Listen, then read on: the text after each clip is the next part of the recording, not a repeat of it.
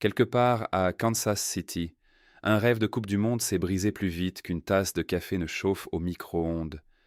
Le plus étrange, cela n'avait presque rien à voir avec le terrain. La Suisse venait d'égaliser face aux champions du monde en titre. 10 minutes plus tôt, personne, en dehors du vestiaire helvétique, n'aurait cru cela possible. Puis, en l'espace d'environ 90 secondes, une assistance vidéo opérant à des milliers de kilomètres a annulé la décision prise en direct par l'arbitre, transformé une faute en simulation et contraint un homme adulte à quitter le terrain en larmes devant ses coéquipiers pétrifiés. L'Argentine a poursuivi sa route. La Suisse est rentrée chez elle. Et une règle dont peu de gens connaissaient un mois auparavant est devenue le sujet majeur du tournoi. Voici l'histoire de cette soirée, de la règle qui l'a fait basculer, et de la raison pour laquelle tant de gens, y compris l'entraîneur de l'équipe victorieuse, doutent que le résultat ait vraiment été acquis au mérite. Plantons d'abord le décor. La Suisse abordait ce quart de finale en outsider, mais un outsider déjà légitime. En huitième de finale, elle avait éliminé le Canada grâce à une prestation disciplinée et maîtrisée, le genre de victoire qui fait taire les sceptiques d'avance.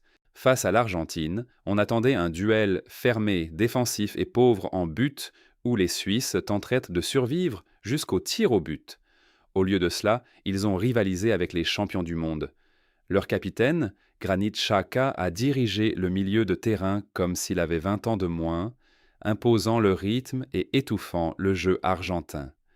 L'Argentine a ouvert le score, comme si souvent, sur un éclair de talent individuel, mais la Suisse n'a pas cédé, puis est venue l'égalisation. Breel Embolo, 28 ans, né au Cameroun et élevé en Suisse depuis son enfance, a repris une passe en profondeur parfaite et trompé Emiliano Martinez. Un partout, il restait 20 minutes. Le stade de Kansas City a explosé et chez elle, toute une nation a osé croire que la Suisse atteindrait enfin sa première demi-finale mondiale.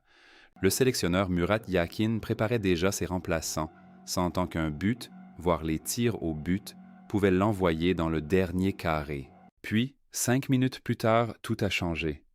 À la 72e minute, l'Argentin Leandro Paredes est intervenu sur Embolo près de la surface. Embolo est tombé. L'arbitre qui voyait l'action en direct a aussitôt averti Paredes pour la faute. Normalement, l'affaire s'arrêtait là. Mais l'arbitre, assistant vidéo, installé dans un centre distant, a signalé l'incident pour révision selon une règle nouvelle que la plupart des supporters et même, dit-on, certains joueurs n'avaient jamais rencontrée jusqu'à ce tournoi, la disposition dite de Laser, erreur d'identité. Voici ce qu'elle permet à intégrer au changement de règles de la FIFA pour ce mondial. Elle autorise l'équipe vidéo à intervenir si elle estime que l'arbitre a sanctionné le mauvais joueur.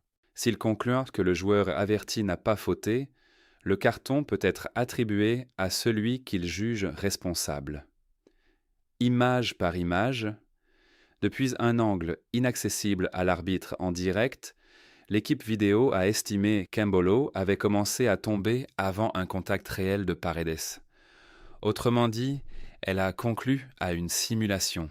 Le carton jaune de Paredes a disparu. Embolo a été averti, cette fois pour avoir simulé. Pour la Suisse, tout tenait au moment choisi. Embolo avait déjà été averti plus tôt pour un tacle appuyé. 2 cartons jaunes désignent dans un même match entraînant automatiquement un rouge. En une seule révision, le joueur jugé victime d'une faute en direct s'est retrouvé expulsé. La Suisse a fini le match à 10. La suite fut déchirante. Embolo pouvait à peine quitter seul la pelouse. Ses coéquipiers et le staff l'ont soutenu jusqu'au tunnel, en pleurs. Xhaka a vivement protesté auprès du 4e arbitre et tout le banc suisse s'est levé. Murat Yakin, d'ordinaire mesuré, a parlé sans détour. « Nous avons été punis par une règle qui, à mes yeux, est totalement inacceptable, » a-t-il dit. Être éliminé de cette manière est très douloureux. Je ne pense pas que nous méritions cela aujourd'hui. Il a qualifié le contact initial de « faute anodine », si tant est qu'il y ait eu faute. Il comprenait que les officiels défendent l'arbitre, mais maintenait que cette règle avait gâché la soirée de son équipe. Xhaka a soutenu son entraîneur sans hésiter. « Le carton rouge a complètement changé notre match », a-t-il affirmé. Après, dans le vestiaire, personne ne parlait. Tout le monde était anéanti. Nico Elvedi a été plus direct. Il ne comprenait pas qu'une révision vidéo annule une décision que tout le stade, y compris l'arbitre à quelques mètres, avait lue en direct comme une faute claire. Et puis, il y a eu Lionel Scaloni, le sélectionneur argentin, dont l'équipe a gagné 3-1 après prolongation grâce à des buts tardifs de Julián Alvarez et Lautaro Martínez. Scaloni n'a ni enjolivé l'épisode, ni prétendu que son équipe avait gagné au seul mérite. En conférence de presse, il a simplement dit « La chance avait souri à l'Argentine » parce qu'un joueur suisse avait été expulsé. Des mots qui ont dit au football tout ce qu'il fallait savoir sur le malaise entourant ce résultat, même pour l'équipe bénéficiaire. Soyons justes, l'argument technique mérite examen. Plusieurs ralentis semblent montrer qu'Embolo commence à tomber avant que Paredes ne le touche réellement, et les lois du jeu sanctionnent la simulation d'un jaune. Si l'équipe vidéo croyait sincèrement à une simulation, elle a appliqué la règle à la lettre. C'est là que naît le malaise. Un arbitre professionnel, à quelques mètres et face au duel, a jugé qu'il y avait faute. Un officiel distant a revu la même demi-seconde au ralenti, sous un angle inaccessible à l'arbitre, pour parvenir à la conclusion opposée. Savoir si le ralenti juge mieux l'intention que l'œil d'un arbitre formé reste une question ouverte, déjà mise plusieurs fois en lumière par ce tournoi. Ce n'était pas la première fois que la règle de l'erreur d'identité semait la confusion cet été. Plus tôt cet été, lors d'un match de groupe entre les États-Unis et le Paraguay, cette disposition avait été utilisée pour la première fois en Coupe du Monde. Un avertissement initialement adressé à un défenseur américain avait été transféré à un attaquant paraguayen après que la VAR eut conclu que le mauvais joueur avait été sanctionné. La FIFA avait dû préciser jusqu'où cette règle pouvait s'appliquer, car de nombreux observateurs, parmi lesquels des arbitres chevronnés, estimaient que le cas américain étirait la notion d'erreur d'identité au-delà de son objectif initial. Cette clarification a, de fait, élargi l'usage possible de la règle pour la suite du tournoi. Et c'est précisément cette version qui a fini par provoquer l'expulsion d'Embolo face à l'Argentine. Il existe également un curieux précédent historique. Embolo devient seulement le 4e joueur, en près de 60 ans d'histoire de la Coupe du Monde, à être expulsé spécifiquement pour simulation. Il rejoint ainsi une liste aussi courte que gênante sur laquelle figure notamment l'Italien Francesco Totti en 2002, dans ce qui reste largement considéré comme l'une des décisions arbitrales les plus controversées de l'histoire de la compétition. Être rapproché de cet épisode n'est flatteur pour personne, et le parallèle a frappé les supporters qui repassent les images en boucle sur Internet. Rien de tout cela ne s'est produit dans le vide. Cette Coupe du Monde est discrètement devenue l'une des plus controversées de mémoire récente sur le plan de l'arbitrage, et l'Argentine se retrouve sans cesse au centre des débats. L'Égypte a officiellement saisi la FIFA après son élimination face aux Argentins en 8e de finale, affirmant qu'un but refusé découlait d'une faute supposément commise 25 secondes plus tôt de l'autre côté du terrain et qu'un tirage de maillot distinct dans la surface avant le but victorieux de l'Argentine n'avait même jamais été examiné. De son côté, la Belgique a déposé un recours officiel contre une décision disciplinaire qu'elle a qualifiée d'inédite, même si le match s'est joué alors que l'appel demeurait sans réponse. Le staff marocain aurait, quant à lui, apporté en conférence de presse des photographies imprimées d'une main après qu'un but litigieux contre son équipe eût été validé. 4 pays, 4 griefs distincts et, dans presque tous les cas, un bénéficiaire, soit directement l'Argentine, soit un équilibre général de la compétition qui a permis aux plus grandes stars du tournoi de rester en lice jusque dans les derniers tours à élimination directe. À cette tension sportive s'ajoute une tempête politique explosive, sans rapport direct avec la Suisse, mais qui influence désormais la manière dont chaque décision serrée est interprétée par les supporters, les journalistes et même les élus. Plus tôt dans le tournoi, l'attaquant américain Folarin Balogun avait reçu un carton rouge qui aurait dû entraîner automatiquement un match de suspension. Pourtant, dans une décision sans réel précédent dans l'histoire moderne de la Coupe du Monde, la FIFA a annulé cette suspension et autorisé Balogun à disputer dès la rencontre suivante face à la Belgique. Le président Donald Trump s'est publiquement attribué le mérite de ce revirement, affirmant avoir personnellement parlé du dossier avec le président de la FIFA, Gianni Infantino.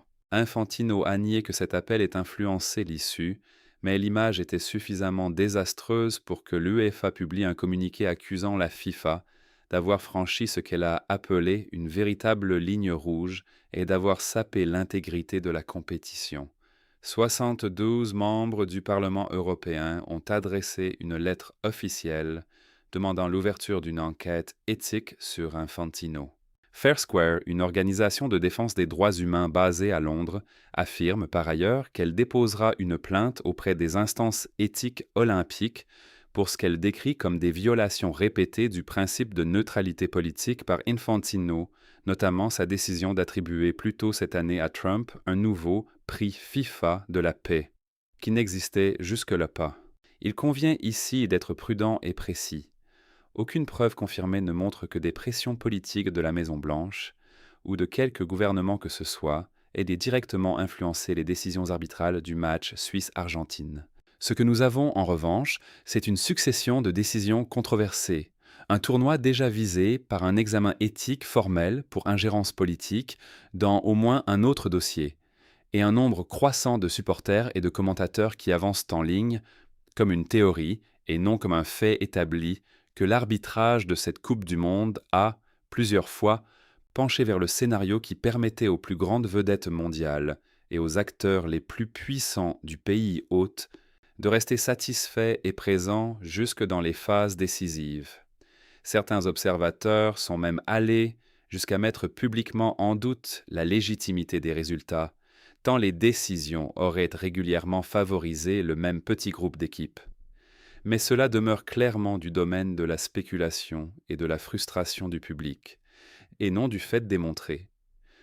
Le chef de l'État argentin ne s'est pas davantage privé de célébrer la situation. Tout au long du tournoi, le président Javier Milei a salué avec enthousiasme le parcours de la sélection sur ses comptes personnels de réseaux sociaux, publiant déjà des messages exubérants après plusieurs victoires en phase de groupe, puis lors des tours à élimination directe. Que la politique ait ou non joué un rôle dans les décisions prises sur la pelouse, les célébrations en dehors du terrain ont été bruyantes, visibles et résolument nationalistes, ajoutant une nouvelle couche à une compétition où sport et politique semblent de moins en moins capables de rester chacun dans leur couloir. Pour la Suisse, aucun de ces éléments de contexte ne rend la soirée de samedi plus facile à digérer. L'équipe quitte cette Coupe du Monde après avoir atteint les quarts de finale pour la deuxième fois seulement de son histoire, tenu tête pendant plus d'une heure au futur champion, puis été réduite à 10 par une règle qui n'existait pas lors du précédent mondial et que son propre sélectionneur est sûr n'avoir jamais vu appliquer avant cette nuit-là. Aucun astérisque ne peut effacer la douleur de ce vestiaire et aucune clarification réglementaire ne rendra son tournoi à Mbolo. L'Argentine, elle, se qualifie pour une demi-finale face à l'Angleterre, une affiche qui ne s'est plus produite en Coupe du Monde depuis 24 ans et qui porte déjà un poids historique immense, indépendamment de toute polémique arbitrale. Ce sera, en soi, une rencontre chargée d'émotions et d'enjeux. Mais elle arrive sous une ombre que le propre sélectionneur argentin a contribué à faire naître avec quelques mots honnêtes sur la chance, dans un tournoi où la frontière entre réussite sportive et quelque chose de plus trouble devient un peu plus floue à chaque tour. Quoi qu'il arrive lors de cette demi-finale, le débat que la Suisse laisse derrière elle à Kansas City ne s'éteindra pas sans bruit. Il a déjà survécu au coup de sifflet final d'un match et, à ce rythme, il pourrait bien survivre à l'ensemble du tournoi. Le cas Balogun mérite que l'on s'y attarde, car il constitue la principale raison pour laquelle tant de supporters neutres observent désormais chaque décision limite de cette Coupe du Monde avec méfiance. Balogun avait été expulsé lors du précédent match de groupe des États-Unis, une sanction qui, selon les règles disciplinaires habituelles de la FIFA, aurait dû automatiquement le priver du match à élimination directe suivant contre la Belgique. Pas d'appel, pas d'exception. Pourtant, dans les jours séparant les deux rencontres, la commission de discipline de la FIFA a fait marche arrière et levé intégralement la suspension, permettant à Balogun de débuter face aux Belges comme si le carton rouge n'avait jamais existé. Le président Trump s'est publiquement et à plusieurs reprises attribué le mérite de ce revirement, déclarant aux journalistes qu'il avait appelé Infantino directement afin de plaider la cause de l'attaquant américain. Le bureau d'Infantino a rejeté l'idée que cet appel ait changé quoi que ce soit, assurant que la décision reposait uniquement sur des motifs de procédure. Presque personne dans le football n'a accepté cette explication sans réserve. Les joueurs et le staff belge étaient visiblement furieux, et le sélectionneur de la Belgique s'est moqué de la situation après le match en imitant, lors d'une conférence de presse, l'un des pas de danse emblématiques de Trump, une séquence devenue instantanément virale sur les réseaux sociaux aux États-Unis comme en Europe. L'affaire, loin de s'essouffler, a pris de l'ampleur pendant des semaines. La Fédération norvégienne de football a officiellement soutenu une plainte contre Infantino, initialement déposée en décembre de l'année précédente, plusieurs mois avant même le début de ce tournoi. Elle lui reproche de s'être, publiquement à plusieurs reprises, alignée sur l'administration Trump d'une manière contraire aux règles internes de la FIFA imposant à ses dirigeants une stricte neutralité politique. Environ 50 membres du Parlement européen avaient dit signer cette première plainte, et leur nombre n'a fait qu'augmenter depuis l'annulation de la suspension de Balogun, la lettre la plus récente réunissant 72 signatures. Fair Square, l'organisation de défense des droits humains à l'origine d'une grande partie de cette campagne de pression, affirme vouloir également porter l'affaire devant la commission d'éthique du Comité international olympique. Elle soutient que le comportement d'Infantino ne se limite pas à un épisode isolé, mais relève de ce qu'elle décrit comme une tendance constante remontant au moins au milieu de l'année 2025. L'instance olympique a indiqué qu'elle n'avait encore reçu aucune plainte officielle, mais qu'elle en examinerait une si elle était déposée. De son côté, Infantino ne semble vouloir ni reculer, ni adoucir son discours public.